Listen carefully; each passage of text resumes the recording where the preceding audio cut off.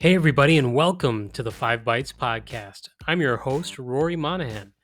Coming up on this week's episode, VMware announces an end to the free edition of the VMware vSphere Hypervisor.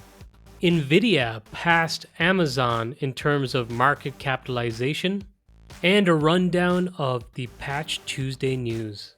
For this and more, keep listening to this episode of the podcast, which of course, as always, is brought to you by my sponsors. And that includes Network's Policy Pack, where you use Group Policy, Policy Pack Cloud, or MDM to remove local admin rights, manage and lock down applications, Java, browsers, and mitigate ransomware, plus more.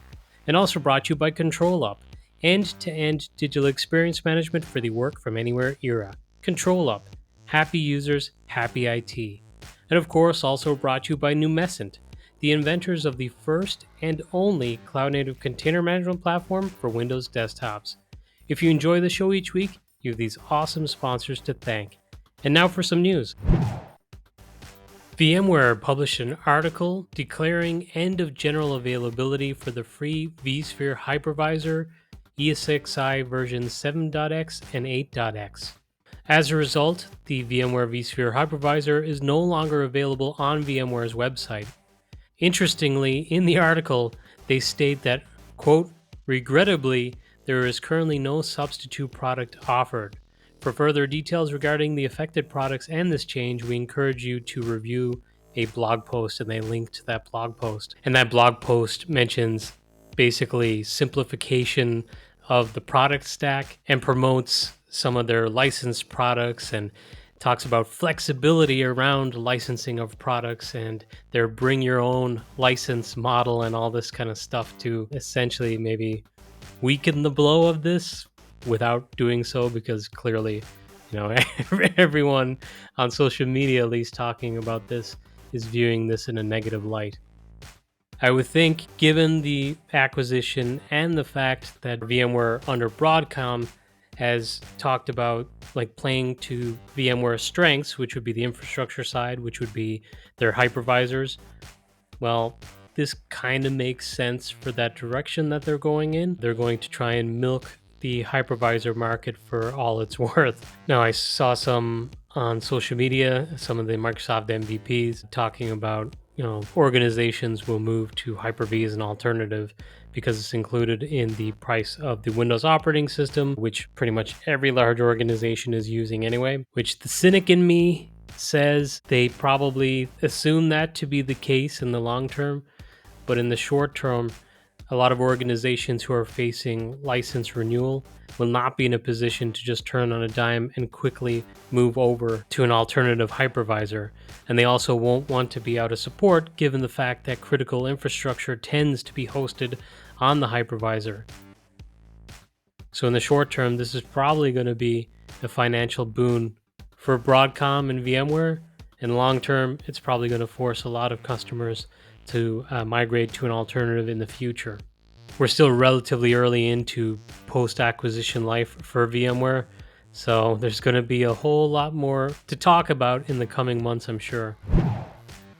The February Patch Tuesday has come and gone with 73 flaws patched, including 2 actively exploited 0 days in this month's Windows updates. This is a return to the norm for Windows updates after a few months of relatively few patches. The total rundown for the Windows updates for this month includes 16 elevation of privilege vulnerabilities patched, 3 security feature bypass vulnerabilities, 30 remote code execution vulnerabilities, 5 information disclosure vulnerabilities, 9 denial of service vulnerabilities, and 10 spoofing vulnerabilities. So even in that regard, just that rundown, 30 remote code execution vulnerabilities and 16 elevation privilege vulnerabilities, that's back up to the usual high numbers you'd expect in a given month. But as always, I won't go into details on all of these vulnerabilities patched because simply wouldn't have the time. But I would highlight the 2 0-day vulnerabilities, starting with CVE-2024-21351, which is a Windows Smart Screen security feature bypass vulnerability. And it's interesting because the Smart Screen feature has had numerous vulnerabilities over the last year or so. And this vulnerability, as the description suggests, allows attackers to bypass smart screen security checks. And they say that an authorized attacker must send the user a malicious file and convince the user to open it in order to exploit this vulnerability. But an attacker who successfully exploits this vulnerability could bypass the smart screen user experience. It's unknown how the vulnerability is being leveraged in attacks right now.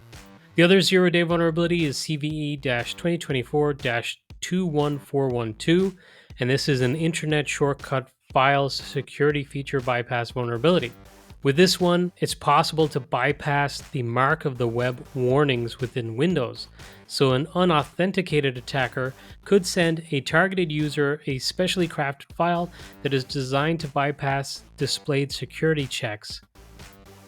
An attacker would have no way to force a user to view the attacker-controlled content, so they would need to convince a user to take action by clicking the file, which, to be honest with you, if I was to compare this with the Windows Smart Screen Security Feature Bypass vulnerability and the fact that it's an internet shortcut file, I would say this one would be easier to exploit because it would be a lot more straightforward to get a user to just click on an internet shortcut, I feel.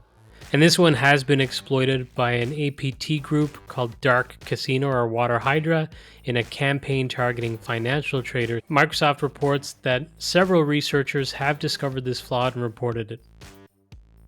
And as is usually the case, other vendors have also released patches for their own sets of vulnerabilities in line with Patch Tuesday, including the likes of Apple, Adobe, and more. And you're probably tired of me saying this whenever there's a Patch Tuesday review, but typically, as the patches are released, there's not a whole lot of news or information to disclose on this, but over the next couple of weeks is when people will be deploying these patches to their pilot groups or their early adopters. So expect there to be some reports next week or the week after about fallout and issues caused by these updates.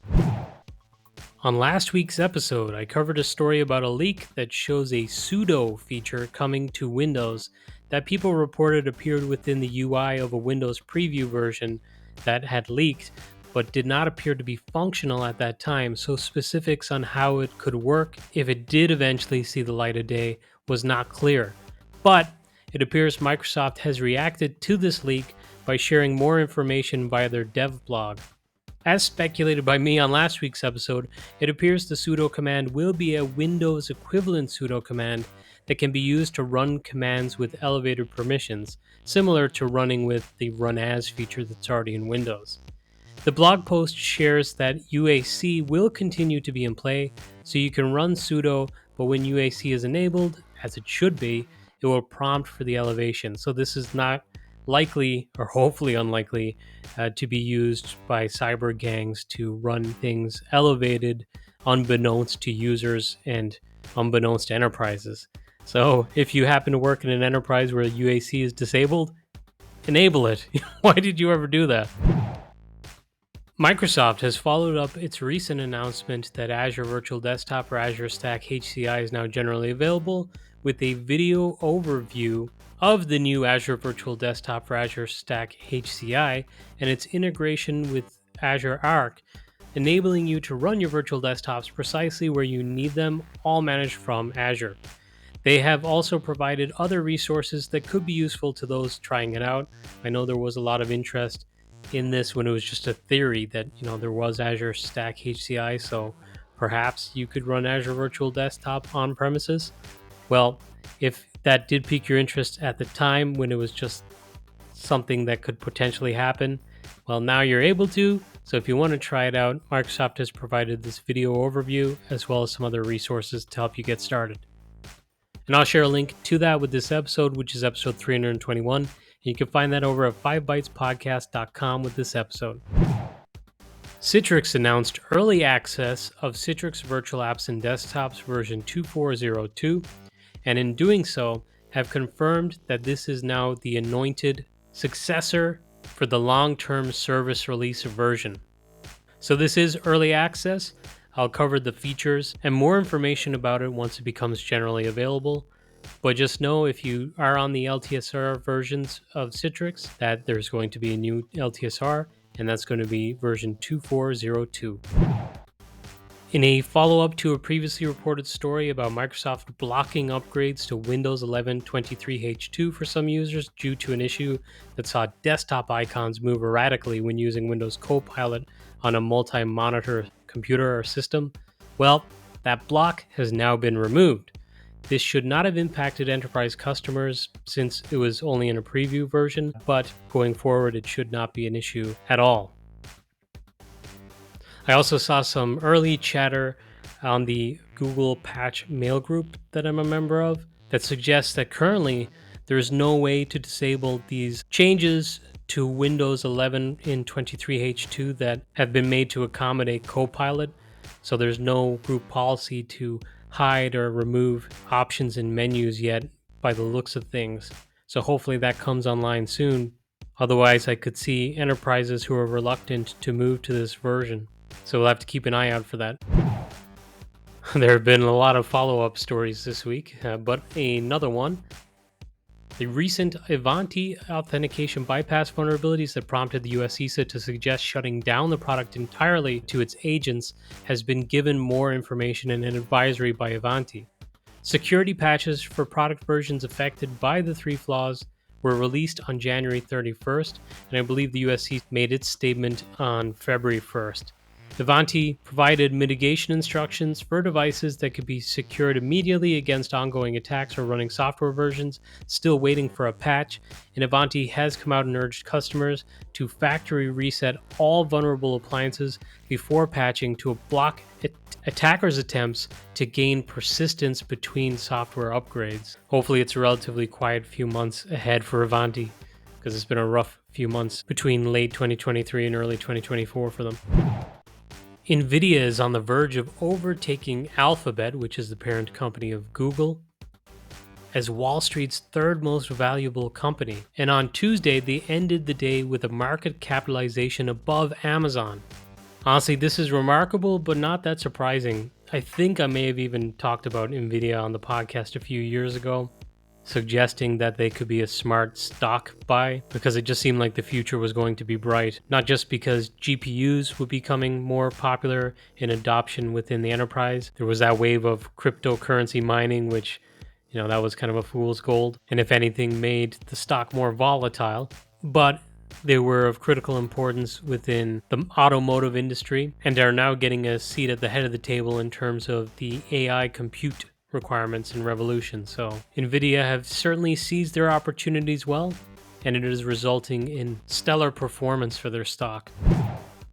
The European Commission have wrapped up an investigation into Apple's iMessage.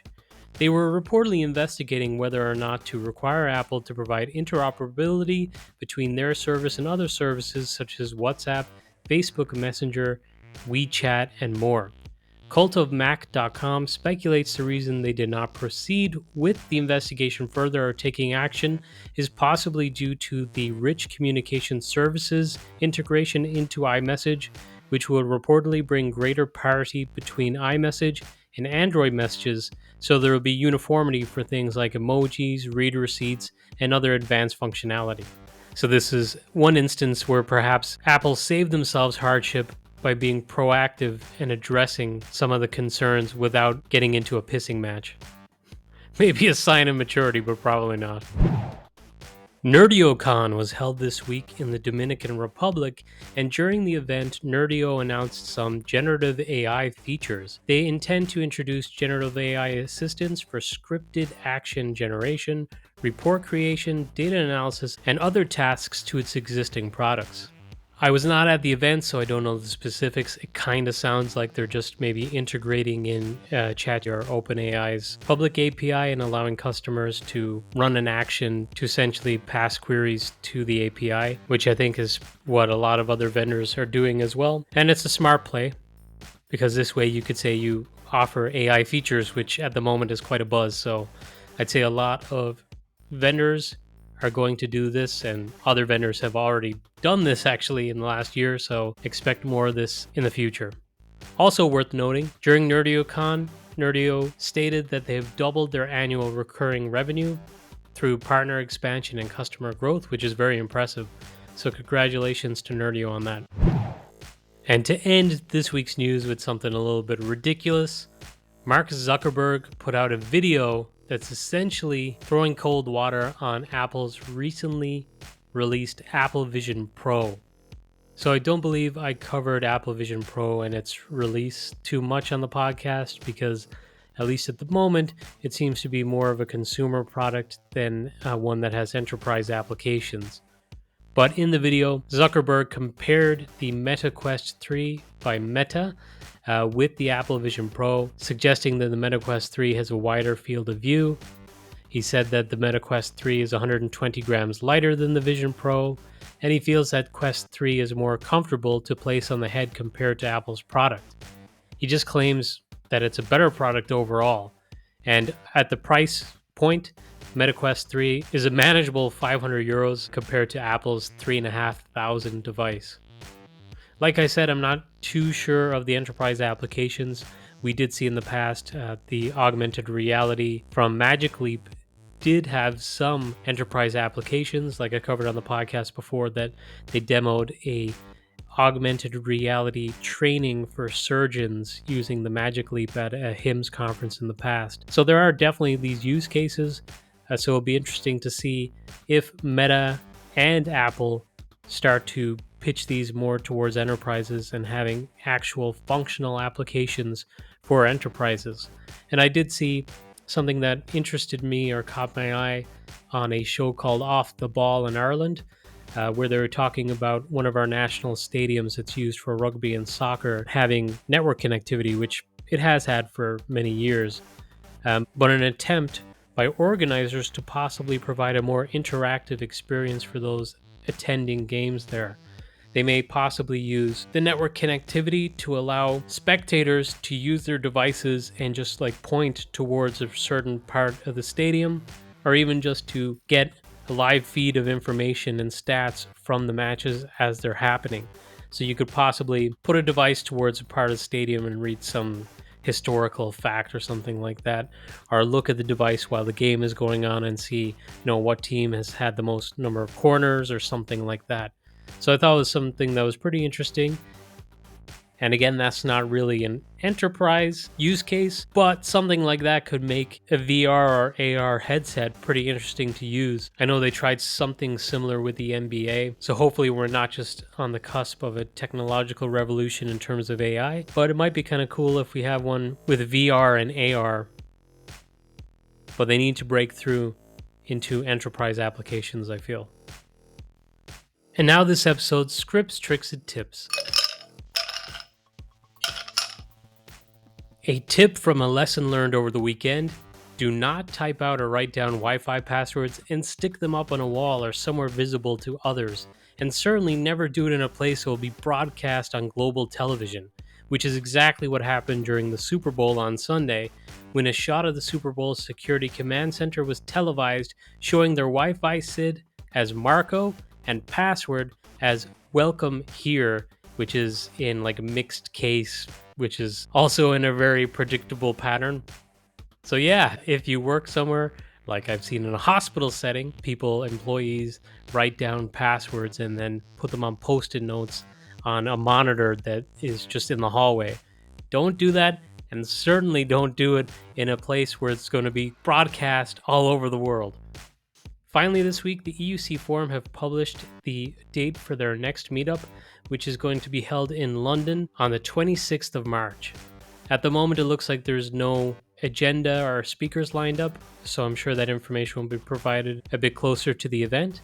But if you'd like to sign up and you want to plan to go to it, some information like the address and the date is now available. Well, that's it for this week's episode of the podcast. Thank you so much for listening.